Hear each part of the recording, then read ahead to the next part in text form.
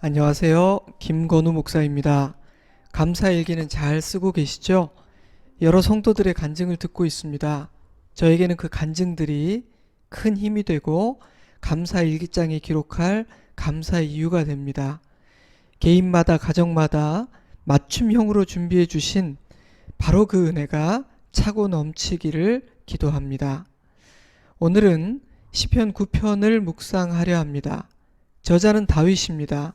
시편에서 가장 많은 탄식시에 속하는 이 시의 정확한 정황은 알 수 없지만 다윗은 하나님의 부재가 느껴지는 환난의 한가운데에서 주님의 도움을 바라고 있습니다.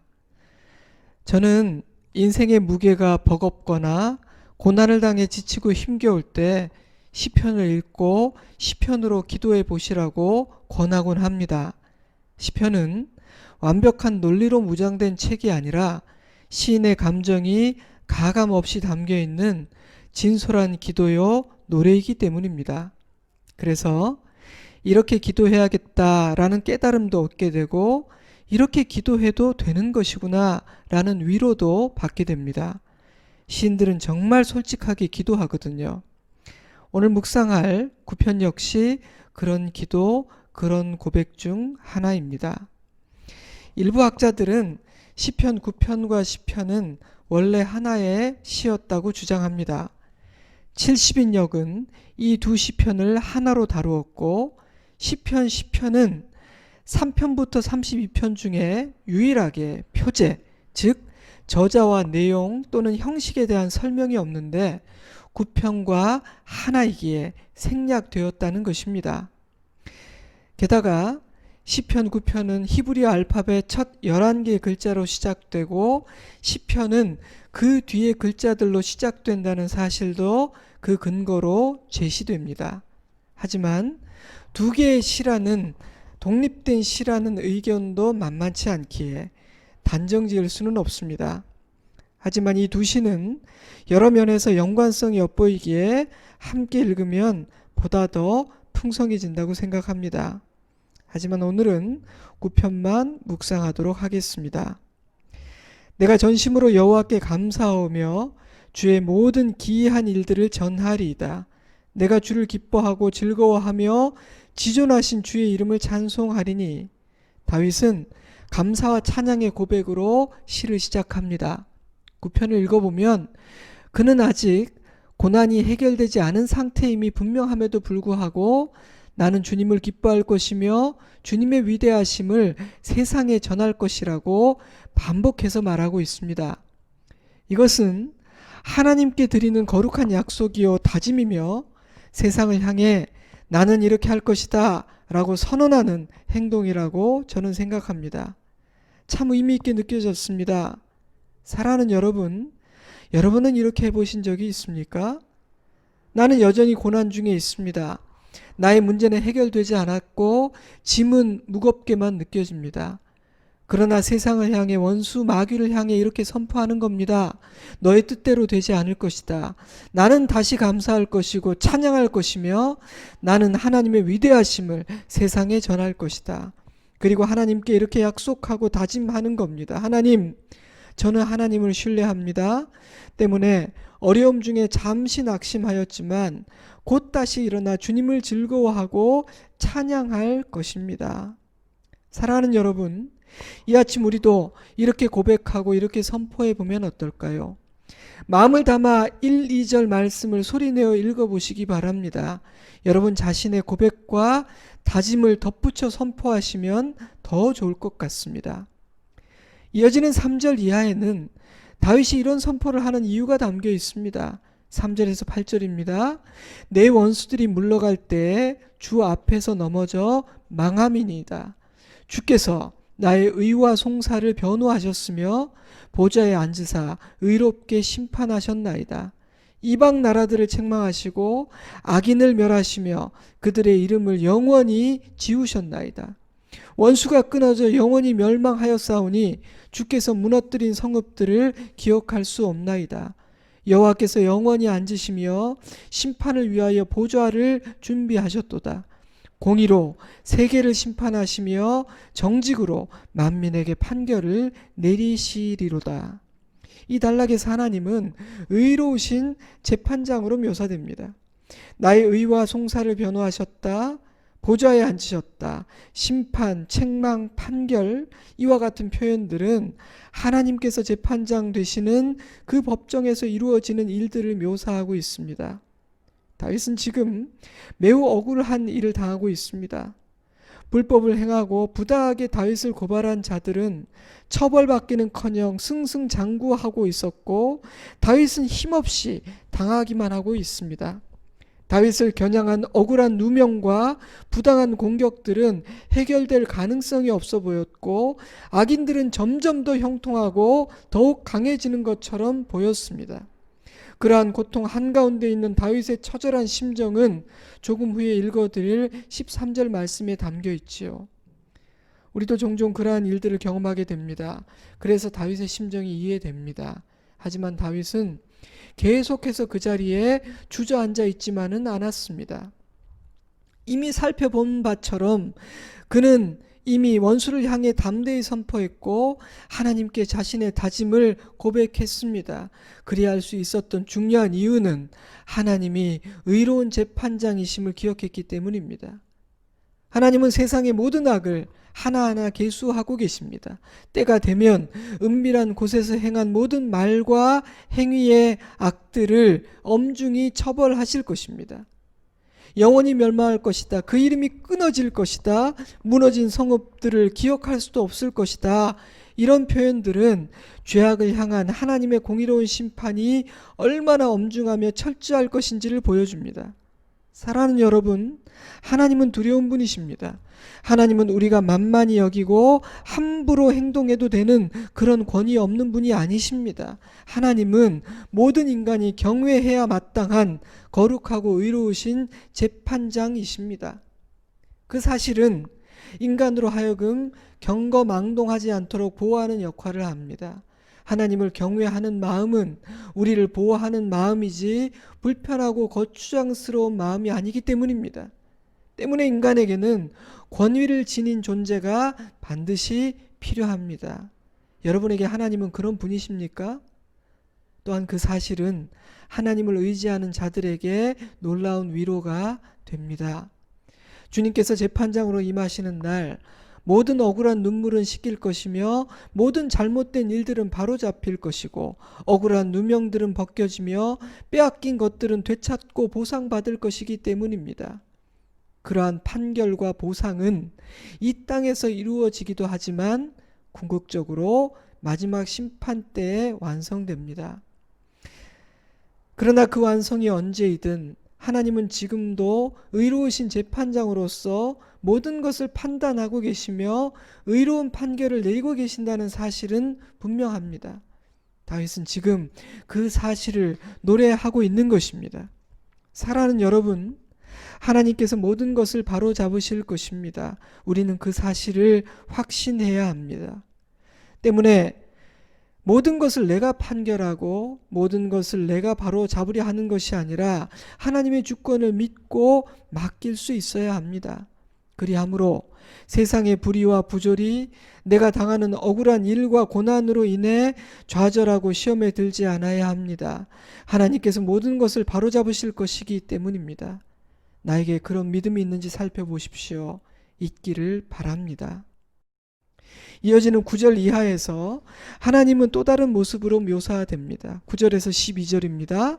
여호와는 압제를 당하는 자의 요새시요 환난 때의 요새이시로다. 여호와여, 주의 이름을 아는 자는 주를 의지하오리니 이는 주를 찾는 자들을 버리지 아니하심이니이다. 너희는 시온에 계신 여호와를 찬송하며 그의 행사를 백성 중에 선포할지어다. 피 흘림을 신문하시는 이가 그들을 기억하시며 가난한 자의 부르짖음을 잊지 아니하시도다.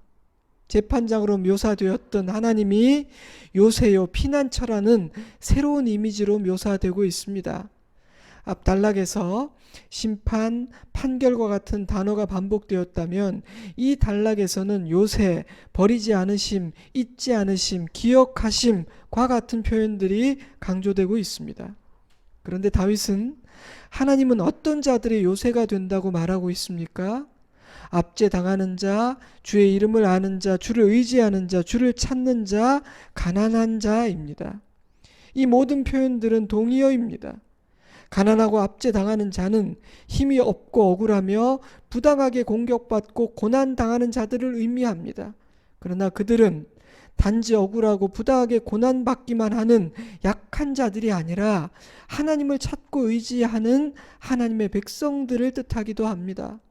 다윗은 세상은 그런 보잘것없는 자들을 외면하고 그들의 호소에 귀를 기울이지 않으며 그들을 기억하지도 않지만 하나님은 그들을 기억하시고 그들의 요새가 되어 주신다고 선포합니다. 그 사실이 다윗에게 위로가 되고 힘이 되었습니다. 사랑하는 여러분, 여러분에게는 이 사실이 힘이 되고 위로가 되나요? 그러하기를 바랍니다. 지난 수요일 나누었던 시편 5편 역시 다윗의 시편인데요. 이렇게 마무리되었습니다. 그러나 주께 피하는 모든 사람은 다 기뻐하며 주의 보호로 말미암아 영원히 기뻐 외치고 주의 이름을 사랑하는 자들은 주를 즐거워하리이다. 여호와여, 주는 의인에게 복을 주시고 방패로 함같이 은혜로 그를 호위하시리이다. 다윗에게는 이 믿음이 굳건했던 것 같습니다. 그래서 그 많은 역경과 고난, 부당하고 억울한 비방과 공격들을 견뎌낼 수 있었던 것 같아요. 그렇다면 우리에게는 이런 믿음, 이런 은혜가 필요 없는 것일까요? 그럴 리가요. 그럴 리가요. 그러니 주님께 피하는 저와 여러분이기를 바랍니다. 주님은 자신을 찾고 의지하는 자의 요새가 되어주시며 그들의 기도에 귀를 기울여 주십니다. 여호와여, 내게 은혜를 베푸소서. 나를 사망의 문에서 일으키시는 주여, 나를 미워하는 자에게서 받는 나의 고통을 보소서. 그리하시면 내가 주의 찬송을 다 전할 것이요 딸 시온의 문에서 주의 구원을 기뻐하리이다. 이어지는 13, 14절은 다윗의 간구인데요. 지금까지 고백한 믿음의 확신을 근거로 하나님께 드리는 기도의 호소입니다. 그 내용을 보면 그는 여전히 극심한 고난 중에 있었던 것 같아요. 시편이 좋은 게요, 찬양하다가 하소연하다가 감사하다가 울다가 믿음의 말 하다가 나약한 말 하다가 시인들은 그럽니다. 그래서 참 좋아요. 그런 시인의 기도를 들어주시는 인자하신 아버지이심이 느껴집니다. 아버지에게는 못할 말이 없네요. 이어지는 15절에서 17절 말씀은 이러합니다. 이방 나라들은 자기가 판 웅덩이에 빠지며 자기가 숨긴 그물에 자기 발이 걸렸도다. 여호와께서 자기를 알게 하사 심판을 행하셨으며 악인은 자기가 손으로 행한 일에 스스로 얽혔도다. 악인들이 수월로 돌아가며 하나님을 잊어버린 모든 이방 나라들이 그리하리로다. 궁핍한 자가 항상 잊어버림을 당하지 아니하며 가난한 자들이 영원히 실망하지 아니하리로다. 악인들이 당할 심판은 앞 단락에서 이미 충분히 언급된 바 있습니다. 이 단락에서 주목해야 할 사실은 그들이 심판받는 방식입니다.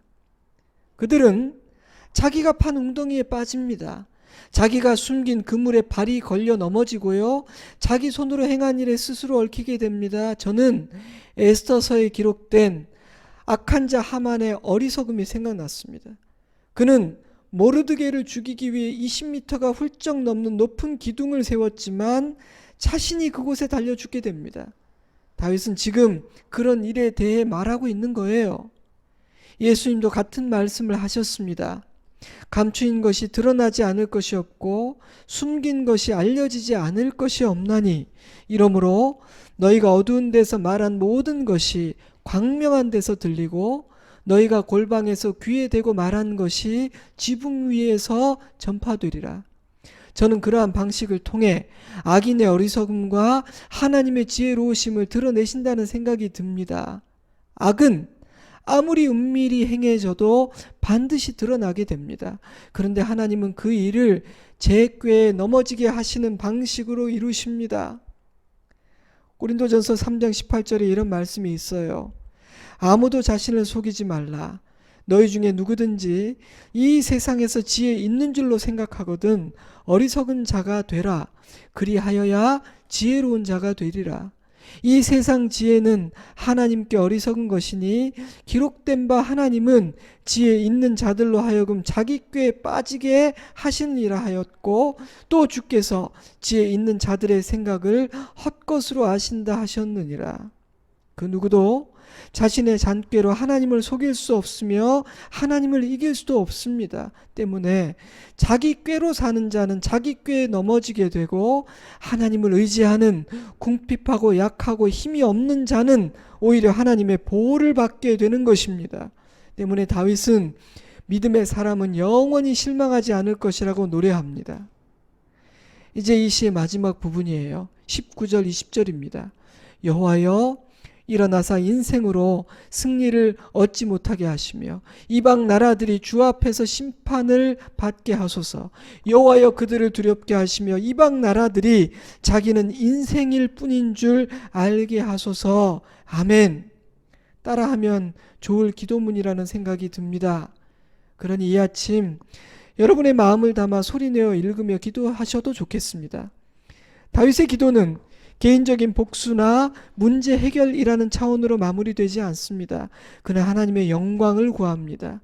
하나님의 이름이 드러나고 열방이 하나님 앞에 무릎 꿇게 되기를 간구합니다. 우리도 주님의 나라와 그의 의를 구합시다. 말씀을 맺겠습니다. 시편 9편 전체에 흐르는 분위기에 의하면 다윗은 지금 견디기 어려운 고통과 고난의 한가운데 있습니다. 여호와여 내게 은혜를 베푸소서. 나를 사망의 문에서 일으키시는 주여, 나를 미워하는 자에게서 받는 나의 고통을 보소서 라고 기도할 정도였습니다. 하지만 그는 과거를 회상하며 하나님은 모든 것을 바르게 판결하시는 의로우신 재판장이시며 자신을 의지하는 자들의 피난처요 요새가 되어 주셨음을 기억해냅니다. 주께서 나의 의와 송사를 변호하셨으며 보좌에 앉으사 의롭게 심판하셨나이다. 여호와여 주의 이름을 아는 자는 주를 의지하오리니 이는 주를 찾는 자들을 버리지 아니하심이니이다. 이러한 고백은 다윗의 직접적인 체험에서 우러나온 고백입니다. 다윗은 하나님께서 과거에 행하신 일들을 기억하며 현재를 견디고 이겨낼 힘을 얻었고 미래를 기대하는 소망을 갖게 됩니다. 바로 이것이 오늘 우리가 해야 할 일입니다. 여러분의 과거를 돌아보십시오. 그 시간 속에 함께 하신 하나님을 기억하고 붙드시기 바랍니다. 우리의 미래에도 그 하나님이 함께 하십니다. 우리 앞에는 예측할 수 없는 많은 일들이 있을 것입니다. 원수 사단의 공격, 육신의 질병, 인간의 비난, 가난, 관계의 어려움, 세상의 환난과 인생의 짐으로부터 그 누구도 예외일 수는 없습니다. 그러나 우리의 하나님은 선하고 인자하시며 변하지 않으십니다. 하나님은 의로운 재판장이시며 의지하는 자들의 요새가 되어주십니다. 그러니 하나님을 찾고 하나님을 의지합시다. 하나님께서 행하실 선하고 놀라운 모든 일들을 믿음으로 기대합시다. 하나님은 약속하신 모든 것들을 다 이루실 것입니다. 믿는 자의 요새가 되시고 억울한 눈물을 닦아주는 위로자 되시며 모든 악을 드러내시고 심판하는 재판장이 되실 것입니다. 악한 자들은 자신의 꾀에 걸려 넘어지게 될 것입니다. 사랑하는 여러분, 이 아침 나에게 그런 믿음이 있는지, 하나님은 나에게 살아계신지 살펴봅시다. 나의 생각, 나의 말, 나의 선택, 나의 행동이 그 믿음에 합당한지 대답해 봅시다. 우리도 다윗처럼 노래하고 다윗처럼 기도할 수 있기를 바랍니다. 이제 잠시 기도의 시간을 가지시기 바랍니다. 오늘도 우리 모두의 감사의 일기가 풍성하게 채워지기를 바랍니다. 기도하실 수 있도록 잠시 반주를 넣어드리겠습니다. 샬롬.